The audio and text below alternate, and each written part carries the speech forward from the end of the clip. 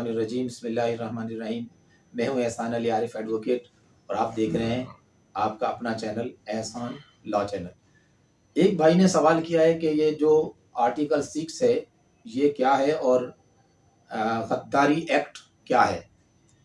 तो याद रखिए कि आईने पाकिस्तान का जो आर्टिकल 6 है वो है हाई ट्रेज़न, और इसी सेक्शन की जो सब सेक्शन 3 है उसके तहत ये वजाहत की गई है कि मजलिस शूरा या पार्लियामेंट कानून के ज़रिए संगीन गद्दारी के मुर्तकिब पाए जाने वाले अफराद की सज़ा को तजवीज़ करेगी। तो इस सेक्शन के तहत एक कानून पास किया गया है जिसे हाई ट्रीजन पनिशमेंट एक्ट 1973 कहा जाता है, या बल्फाज़े दीगर संगीन गद्दारी की सज़ा का एक्ट 1973, जिसे उर्फ़ आम में गद्दारी एक्ट कहते हैं।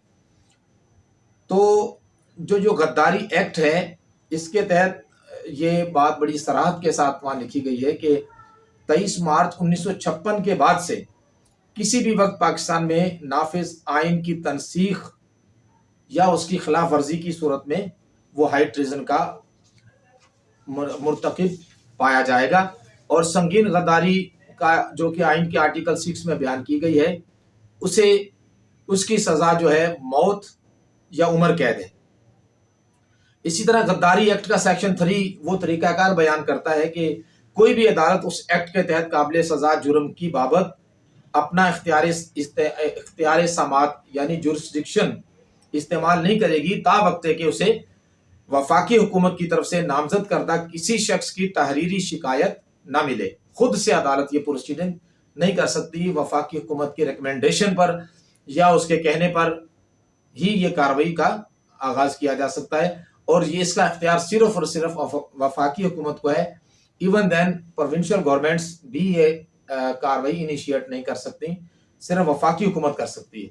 और आर्टिकल 6 क्या है, इसकी वजाहत ये है कि कोई भी शख्स ताकत के इस्तेमाल से या बज़ोर कुव्वत किसी भी गैर आइनी तरीके से आइन को मनसूख करता है या तोड़ता है या उसे मुअत्तल करता है या उसे इल्तवा में रखता है या उसे मनसूख करने, तोड़ने, मुअत्तल करने या इल्तवा में रखने की कोशिश या साजिश करता है तो वो संगीन गद्दारी यानी हाई ट्रेज़न का मुर्तकिब होगा।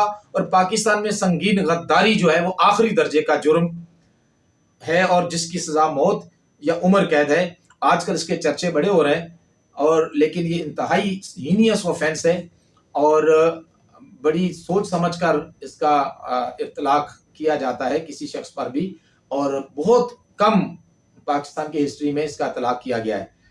तो ये आर्टिकल 6 है। मेरा ख्याल है कि थोड़ी सी वजाहत आपके लिए नाफे और शाफे होगी और आपको फ़ायदा देगी।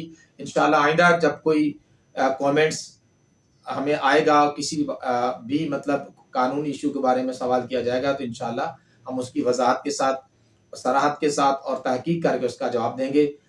अल्लाह हाफिज़, बहुत शुक्रिया, हंसते मुस्कुराते रहिए।